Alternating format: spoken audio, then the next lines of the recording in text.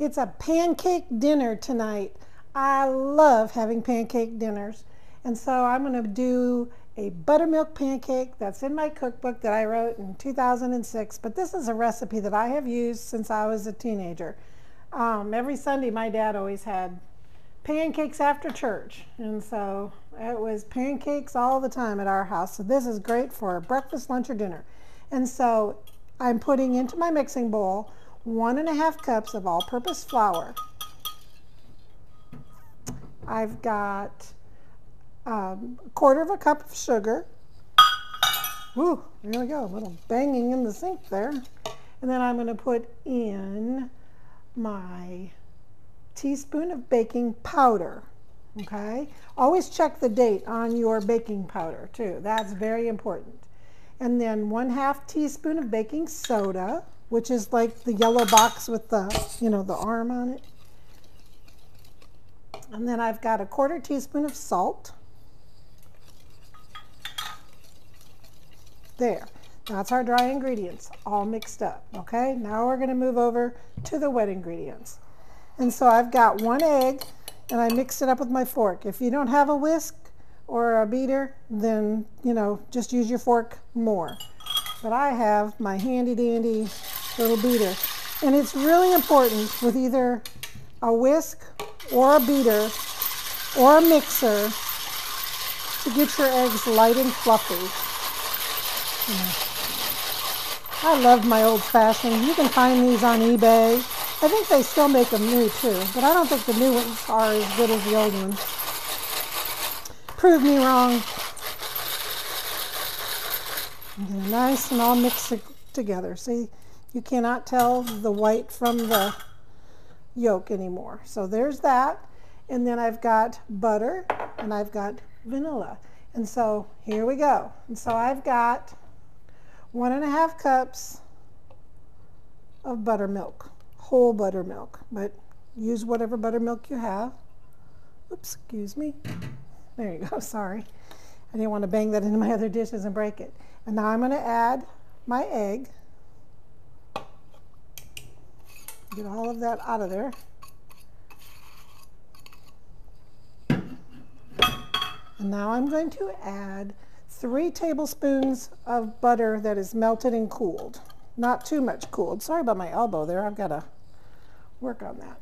And then I've got some vanilla. 1 tablespoon of vanilla. And so now is where we use a whisk and we start to incorporate that together. Now, it's not in my recipe book, but I'm going to tell you something that you can do if you want to. I have some lemon juice. It's 100% pure, so you can use a regular fresh lemon if you want to. I'm going to add about a teaspoon. And that just helps to really brighten it up. Now, here's why you want to try and keep your buttermilk handy, just in case. So, you do see the lumps from the flour? You do not want to mix all of those out. You do not want to mix your batter until it's smooth. You just want to get it all moist. But you do not want to stir out all of those lumps because that's what's going to help to make your pancakes nice and fluffy. But I always have extra buttermilk off to the side in case, because every flour is different, the humidity is different or whatever. So that's where I'm at on this. So now I'm just going to let it set for a few minutes.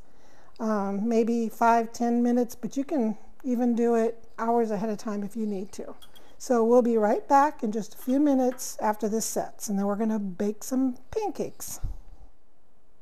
Okay, you can do this on the stove. If you've got an electric skillet, do that. If you've got a Blackstone, use that, whatever you want, but you want it hot. I forgot to grab some water here, and I was going to just turn that water on for just a second here.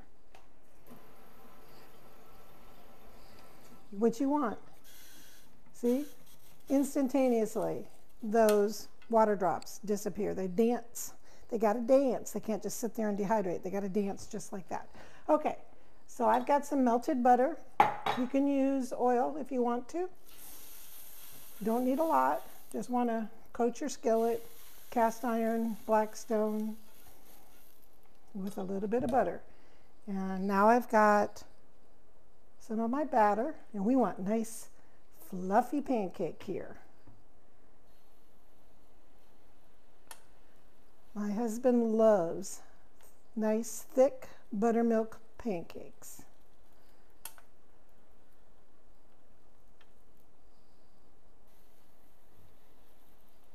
Just like that. And now this is the part where a lot of people have trouble learning. Oops, I got them too close together. Oh well. He's going to have big pancakes tonight. They spread out. And so look around the edges. You want to see the bubbles coming around the edges, and you're going to start to see the edges start to bubble first. See how they're bubbling here? That's the fat that we put on. But then you're going to start to see tiny bubbles like over here. See how they're starting to bubble up in the pancake? Right there. Electric skillets are different than on your stove because they just kind of have an element around the edge like that and maybe up the center. And so they don't cook as evenly in an electric skillet as they do in a cast iron or on your Blackstone. And so, but now you can start to see some bubbles coming in for there. There's some right there starting to bubble up. And then you're going to notice here in just a second, you're going to notice the edges are starting to dry up. And that's what I'm waiting for, is where the center starts to bubble and the edges start to appear dry. Not quite. Ooh, that one looks good. I'm going to have to cut this because I got them too close together.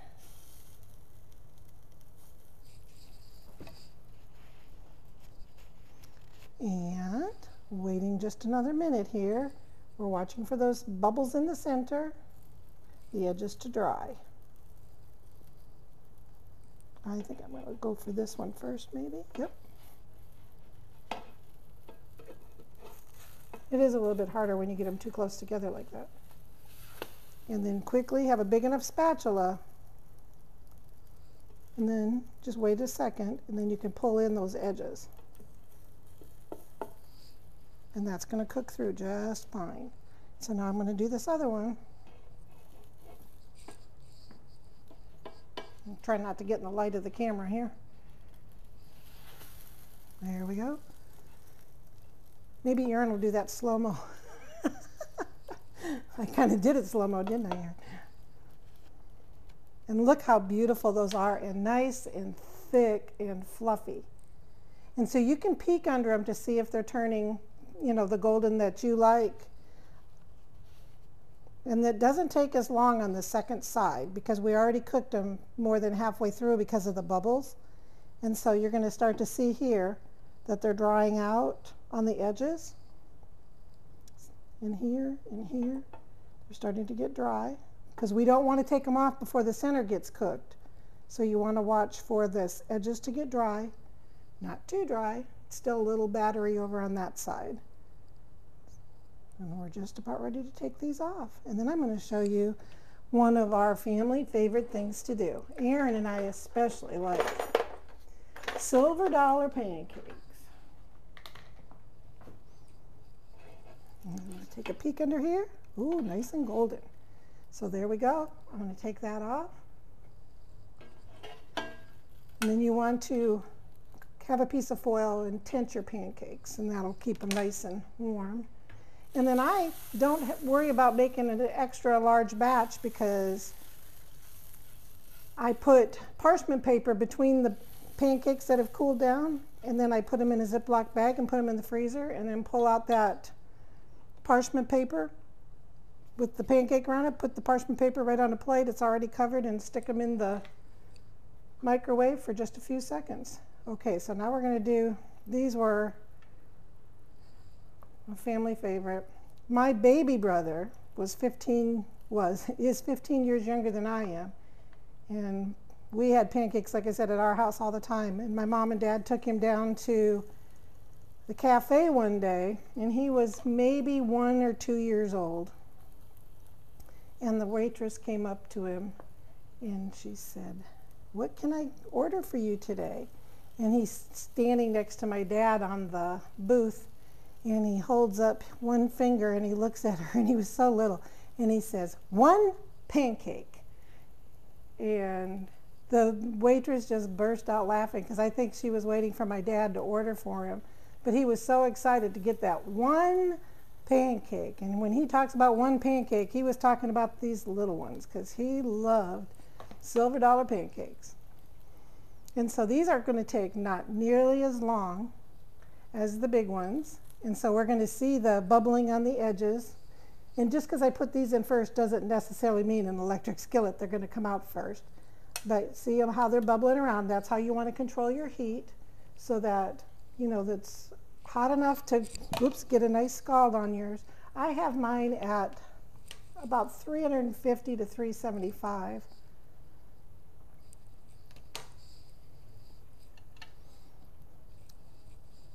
And here we go. Look at tiny 1 pancakes. And so I'm going to finish doing these, and then we're going to be back and serve them up. Okay, here's another idea. We're always looking for different ideas. And maybe some of the adults or even some of the kids in your household might like a delicious pecan pancake. And so I butter my skillet, and then I put in small amounts of pecans into that nice butter, and I'm going to drizzle that butter on the pecans one more time, just a little, just like that. And then I'm going to come in with a little bit of batter, and I'm going to make them like silver dollar pecan pancakes here. And these don't take very long at all, and it's a delicious treat, especially if you serve them with real maple syrup. But if you prefer pancake syrup, then you do that.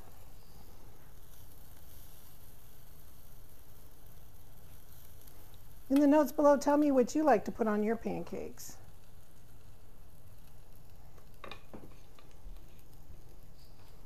Or in the comments, I should say, not in the notes. And so what we're going to do, just like the big pancakes, is we're going to watch the edges. You can start to see them bubbling. And then we're going to get a bubble in the center, and then we're going to know that they're getting done. And you do want to keep your spatula, you know, wiped off if you have any wet batter, because it makes them really hard to flip. And so we're going to watch these, and they're going to start to see, there's the edges that are bubbling. See, there's the grease, the butter that's bubbling, but I'm looking towards the edges. And then they're going to start to bubble, and then it'll work, and you'll start to see bubbles coming up in the center. And that's when you're going to know, because a lot of people are like, man, my pancakes never turn out. I don't know how. They're always raw in the middle. It's because you're turning them too soon. You have to wait for this process. My dad was the ultimate pancake man. I'm telling you, if I didn't learn from him, I didn't learn from anybody. He always used Bisquick when we grew up. He didn't make them from scratch very often. But, you know, we were on a tight budget growing up. There, you can start to see the bubbles. There's the bubbles on the edges, but we're starting to see them towards the center. Yeah, I saw one. Here they're starting to come up a little bit. They haven't popped yet. This one's starting. Even though I put this one in first, doesn't mean that it's going to be flipped first, because all of them, this one's showing the dry edges. Waiting for some of those center bubbles to come up. I've got my temperature at 375. There, see the little bubbles starting to come now? There they come. I'm waiting for one just a little bit closer to the center, and then I'm going to know that it's time to turn it. Because with the pecans under there, it's going to take away direct contact with the skillet, so you're really going to want to make sure that your pancake is cooked. And if I'm not paying close attention, I might show you what not to do, which would be funny. This one's got bubbles in the center, so I'm going to go ahead and flip this one. That one got a little bit done. That one got a little bit done. I could have flipped them sooner, but it's going to be just delicious because you don't want them raw. Actually, that's not burned. It's just nice and golden, dark golden, but you can peek underneath them. I'm going to eat these. I will tell you that there is no way that there's anything wrong with these at all. Get some of those out of there so I don't burn my skillet and have a burned pecan taste in there. And then I'm going to take these off. And that's my plate right there. I'm going to put some sausage on it, and we are going to have pancakes. Still waiting here. That one's perfect. Look at the other side. See? You don't have to cook them as much on the second side as you do on the first side, because you just want to make sure, because that first side is going to show you that it cooked all the way through. Just like that, you can make pecan or blueberry. Some people put the blueberries on or the pecans on the upper side too, but it doesn't show them as nicely when you flip them over. So there we go. That's Jana's supper tonight right there. And I'm going to put on butter and real maple syrup. I know my husband's getting hungry. It is dinner time. Are you hungry? Did you like to eat? Huh? Did you like to eat? You like Mama's cooking? Okay. You see, look at our beautiful buttermilk pancakes, a little bit of sausage. Look at the butter on there. We're going to add either your favorite of maple syrup or pancake syrup, whatever your family likes. And it is time for me to go and deliver this to my husband so we can have a tasty